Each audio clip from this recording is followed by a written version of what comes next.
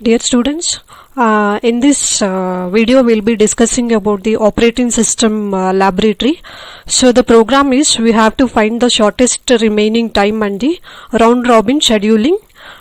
Using round robin scheduling algorithm, you have to find out the shortest remaining time. Okay, so the aim of this experiment is, so we have to design and develop and implement a C or C++ program to simulate the working of the shortest remaining time and round robin scheduling algorithms. So we have to experiment with the different quantum sizes or quantum time which is given for round robin algorithm. Okay, so before discussing about the program, how to write the program for SRT and round robin algorithm, let us discuss what is SRT and what is RR algorithm. Okay, so first let us discuss about SRT, that is shortest remaining time.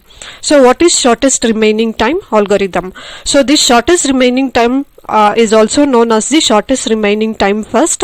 It is a scheduling method that is preemptive version of the shortest job next scheduling. That means we'll be having so many processes. So process means activity which is going to happen in some sort of the function. Okay, so that can be called as the process. So some set of the activities which takes place in any particular process, that is called as the process. Okay, so this shortest remaining time can also be called as the SRTF. It is a scheduling method that is preemptive version of the shortest job next scheduling. So in the scheduling algorithm, the process with the smallest amount of the remaining time until the completion is selected to execute. So when we discuss with the example, we will come to know how we have to execute the processes when we have given the n number of the process. Okay, so what we say here is in this scheduling, that is in the SRT algorithm, the process with the smallest amount of the remaining time until the completion is selected to execute. That means whichever the process will be having the smallest amount of the remaining time, that particular process will be executed first. So that's why we say first come first serve basis this SRT works. Okay, since currently executing process is the one with the shortest amount of the time remaining by definition, and since the time should only reduce as the execution processes, so processes will always run until they complete or the new process is added that requires a smaller amount of. So processes keeps on running. So in that particular amount of the time the other processes exist, then the other processes will run passing the previous process, and then the remaining process with the remaining amount of the time will to be executed will be executed at the end. Okay, based on the amount of the time or the shortest amount of the time remaining. Okay, so we say all the process will be completed. Okay, so this is the description of what exactly is the shortest remaining time. Okay, so now shortest remaining time algorithm is the preemptive counterpart of the shortest job first, and it is useful in time sharing. Okay, we say this SJF is useful in time sharing system. So in SRT, process with the smallest estimated runtime to completion is run next. Okay, that means I have already told you the process with the smallest estimated time, that means whichever the process will be having the smallest estimated time to the completion will be run next. Okay, so in the SJF, once a job begin executing, it runs to the completion. Okay, so in the shortest remaining time, running processes may be preempted by a user process with a shorter estimated runtime. Okay, so this is a general description of what exactly is the SRT. So now let us see algorithm of the CPU scheduling algorithm, that is shortest job first or the SRT. Okay, so now we have given the number of processes. We have the 4 processes given here, and we should also know what is the arrival time. So we have taken the arrival time in the millisecond and the burst time. Okay, so these are the 2 things we have given. Now it is our job to find out what is the completion time. What is the completion time of the process 0? Okay, how much time it is taking to complete the entire process, and then we should also find out the turnaround time. So to find out the turnaround time, it is very simpler, that is completion time minus the arrival time. So if you just subtract the completion time with the arrival time, we can find out the turnaround time. In the similar way, we want to find out the waiting time.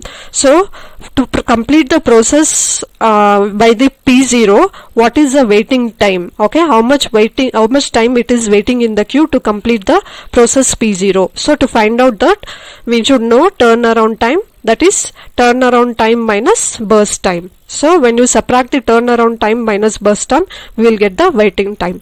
So finally we have to find out the average turnaround time and the average waiting time. Okay, so to find out this completion time, we have to use the Gantt chart. Okay, initially the process starts with the 0. Okay, so make sure the arrival time for the process is 0, and look at the other processes, nowhere the process is having the 0. Okay, so first the P0 starts. Okay, let us see how it is done. So I've told you, first process P0 starts, and what is the burst time here? 7. Okay, so check here, the burst time is 7 and the arrival time of the P1 is 2. Okay, when the process P0 is running, at the same time process P2 also comes. Okay, so 0 to 2, the P0 runs and then it will pass. Okay, so remaining time required to complete the process P0 is 5. 7 minus 2 is 5. Okay, so the next one is P1 arrives when the P0 processes, and we have to enter P1 now. Okay, so then P1 has entered now. So P1 requires how many milliseconds? Sorry, what is the burst time for the P1? 4. Okay, so by the time P1 completes the process, P2 enters into the process. Okay, so now 2 plus 2 is 2 to 4, it is taking 2 more milliseconds to complete the process. So the burst time for P1 is 4. Okay, so the remaining time for the process P1 to complete is 4 minus 2 is 2. Okay, so the remaining time is 2.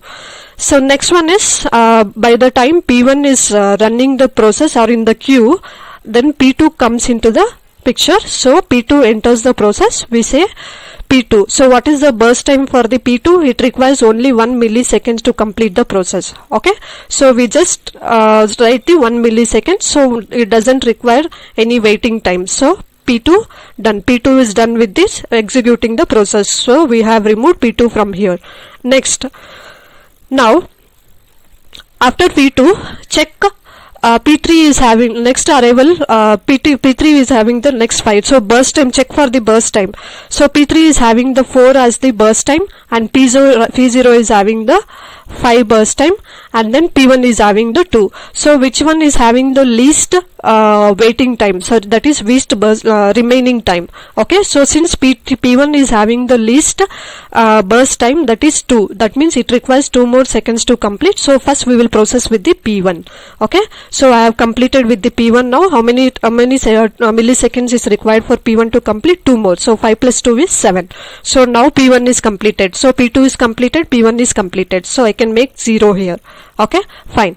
Next one is, so P1 is completed, P2 is completed. So remaining is P0 and P3. Okay, so now check for the burst time for P3. So for P3 we have 4 and P0 is 5. So the least burst time is 4. So P3 is continuous. How much time it requires? 4. Okay, so 7 plus 4 is 11. So P3 completes the process at 11th millisecond. Okay, so the remaining only we have left out with the P0. So P0 requires 5 more milliseconds to complete its process. So at the end P0 will complete. So 11 plus 5 is 16. So now all the processes have been completed. So now, so what is the completion time for P0?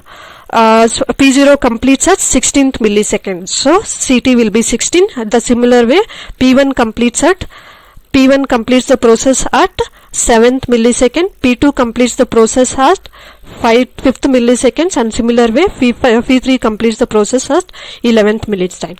So this is how we find the completion time. Now how to find out the turnaround time? Turnaround time is completion time minus 80. So 16 minus 0 is 16. So 7 minus 2 is 5. 5 minus 4 is 1, and 11 minus 5 is 6. Okay, so now total is 28. Waiting time is turnaround time minus burst time. So what is the turnaround time? 16. 16 minus 7 is 9. 5 minus 4 is 1. 1 minus 1 is 0. 6 minus 4 is 2. So the total waiting time is we have 12. Now we have to find out the average turnaround time. So to find out the average turnaround time, the total turnaround time, that is 28 divided by number of processes. How many number of processes we have? 4. So we have 7 millisecond. So now average waiting time will be it will be having total waiting time is 12. 12 divided by number of processes 3. So it requires average waiting time will be 3 milliseconds. Okay, so this is how the shortest job first scheduling algorithm works. Okay, so this is about the SRT. So next we will discuss about the round robin scheduling algorithm. Okay, so the basic purpose of this RR algorithm is to support the time sharing system. This algorithm is also similar to first come first serve algorithm. FCFS means first come first serve algorithm, but now it is preempted FCFS scheduling algorithm. So this preempted takes place after a fixed interval of a time. That means in the round robin scheduling algorithm, they will be given a fixed interval of the time. So whenever the process is running, so when that fixed interval of time arrives, it will stop the process and then next go to the other process, and then it will continue with the remaining amount of the time takes for a process to complete.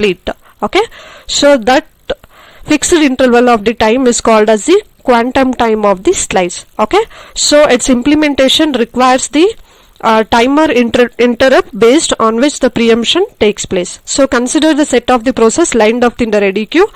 So the processes are taken out ready queue in the FCFS order. So let us suppose that the process has been taken up for the execution now. The execution cannot go beyond the time slide.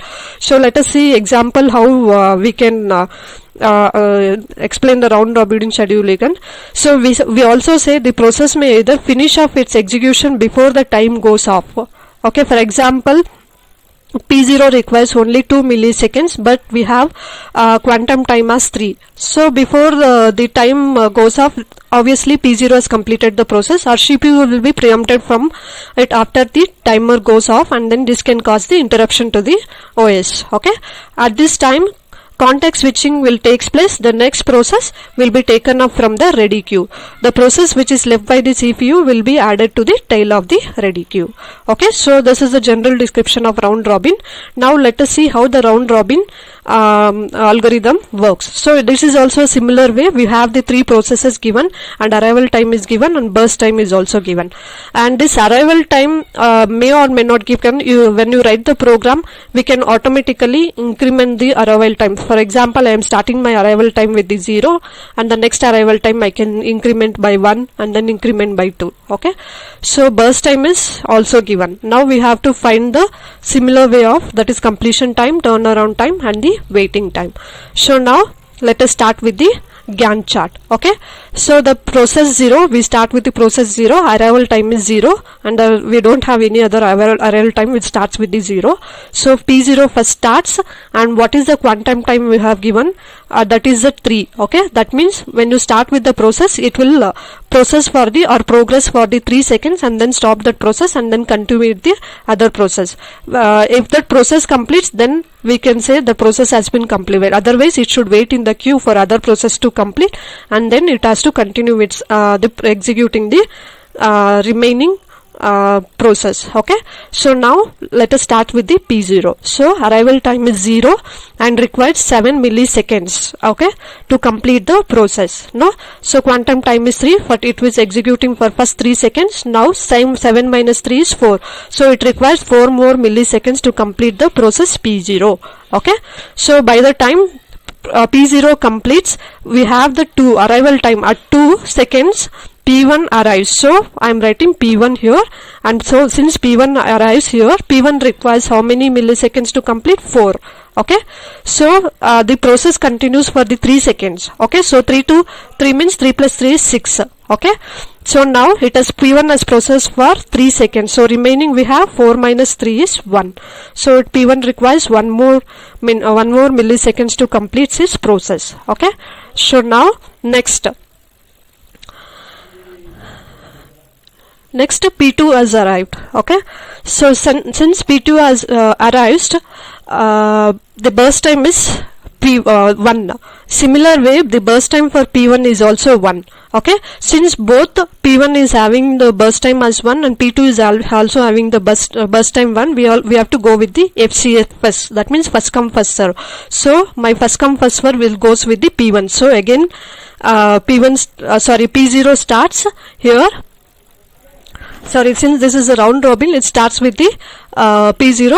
So P0 remaining time it requires the 4, and it continues with how many remaining time it requires? 4. So 3, it's processed with the 3 more milliseconds. So 4 minus 3 is 1. Okay, and then comes P2. Okay, so P2 requires just only 1 milliseconds to complete. So 9 plus 1 is 10, so 0, and then P2 completed its process now, and then next one is check for the remaining process. So P2 is completed, so now we have left out with P0, P1. Okay, so P0 how many milliseconds it requires? It just requires 1, and P1 requires 1. Okay, so now P1 requires 1 milliseconds to complete the process. So P1, and then 10 plus 1 is 11, and so P1 completed its process, so there is no waiting time here. Okay, and the similar way P0 completes as the 12th millisecond. Okay, so this is how the round robin scheduling algorithm works. Now what is the completion time of the P0? P0 completes at 12th millisecond. Completion time of P1 completes at 11th milliseconds. Completion time of P2 10. So it completes at 11th minute. So now you have to find out the turnaround time. To find out the turnaround time, we have to subtract completion time minus arrival time. So 12 minus 0 is 12, 11 minus 2 is 9, 10 minus 4 is 6, and in the similar way we have to find out the waiting time. Waiting time is turnaround time minus burst time. So 12 minus 7 is 5, 9 minus 4 is 5, and 6 minus 1 is 5. So the total is 15 and the total is 27. So you have to find out the average. So average of turnaround time is 9 milliseconds, average of waiting time is 5 milliseconds. So this is how the round robin scheduling algorithm works. Okay, now let us see the how round robin scheduling algorithm executes. Okay, so these are the execution steps required for the round robin SRT and the round robin scheduling algorithm. I have used here Ubuntu Linux operating system. So this execution steps are very simple. Using the C compiler you can execute these programs. So first, to create the file name you have to write vi filename.c, or you can use gedit filename.c, and for compilation we have to use C compiler, that is cc filename.c, and to execute the output ./a.out. Okay, so this is the procedure for executing the program. Now let us discuss how to execute the program for SRT and the round robin scheduling algorithm. Now let us see how to execute the program for SRT and the RR algorithm.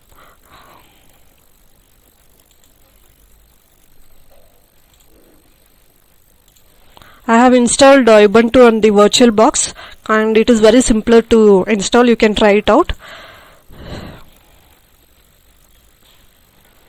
So open terminal.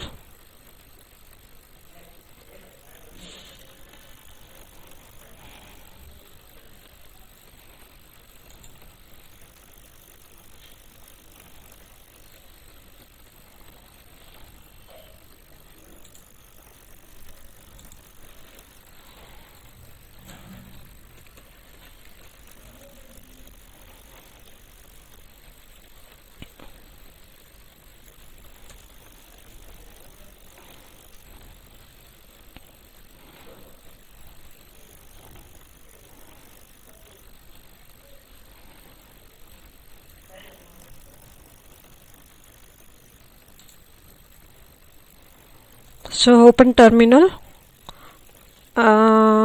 cd desktop. Okay, so to create the file name vi program 7.c. So this is the program what you have to write for the SRT and the round robin scheduling algorithm. So you are giving the choice statements, that is whether you have to find out the round robin or the SRT algorithm. Okay, so now using the switch statements you can write the round robin scheduling algorithm and then SRT algorithm. Okay, I've already explained how it works. So now let us see how it executes.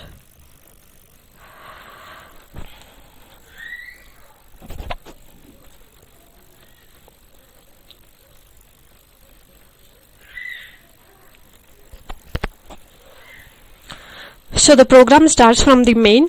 You have to write the set of the declaration statements. So we have the two algorithms to execute here, round robin and then SRT. Okay, so now the case one is you have to find the round robin scheduling algorithm. We have to enter the number of processes and then enter the burst time, and then you have to enter the burst time for the sequences, and then we have to enter the quantum time. Okay, so the case 2 is we have to find out the shortest remaining time. Okay, and then for that we have to enter the number of processes. Okay, so now how the round robin works. Okay, so I've already explained you in the algorithm how it works. Okay, so when the service time of the process is equals to 0, then count value is incremented. So to do this we have to write this one, count value will be incremented. When the service time of the process is equal to 0, then count value has to be incremented. So when the service time of the processes is greater than quantum time, you have to write st of service time of I greater than tq. So quantum value will be subtracted from the service time. Okay, so now in the similar way, when the service time is of the process is greater than quantum time, then the quantum time value must be subtracted from the service time. So we will be having a temporary value which stores the service time of the process, making the service time equals. Okay, so and then we have to utilize the temporary value. Okay, it all indicates all the processes have completed the task because of the count value. Okay, so to calculate the wait time and the turnaround time of each process using the for loop, the waiting time can also be calculated from the turnaround time. Okay, so this is the what the exact algorithm how you have to. In the similar way for this SRTF also we have to use the program. So now let us see how to execute this.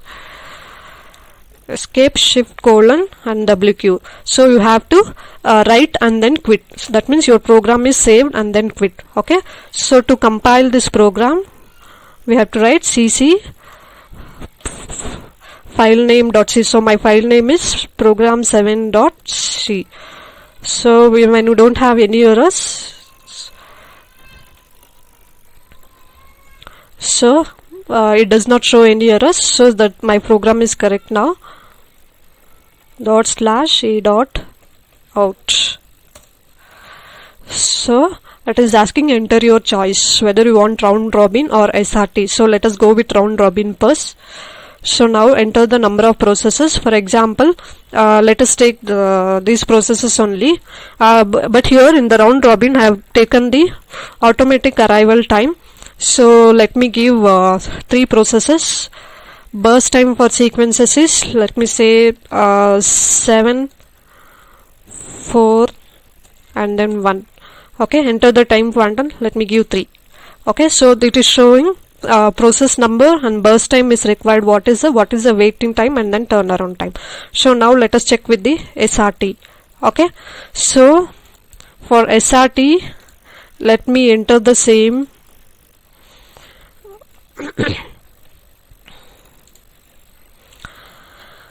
how many number of processes I have here? 4. Okay, so number of processes is 4. Arrival time of the process 1 is process 1 is 0245 burst time is 7. and the similar way for process 2 we have 2 4 4 1 5 4, 2 4 4 1 then 5 4. So this is the burst time I have given. Now you can see I have arrival time 0, 2, 4 and 5, 7, 4, 1, 4. Okay, the same thing what I have explained here. So you can see this time waiting time have been calculated here, 16, 7, 5 and then 11, and then turnaround time is also calculated, 16, 5, 1 and 6, and then average time is also calculated. Okay, so waiting average time is 3 milliseconds. You can see here, even I got the same here. So average turnaround time is 7. The same thing I have got here. Okay, so that is how we have how the SRT, shortest remaining time, and the round robin scheduling algorithm works. Okay, to exit press 3. Okay, so this is all about the round robin scheduling algorithm and shortest remaining time algorithm. Thank you.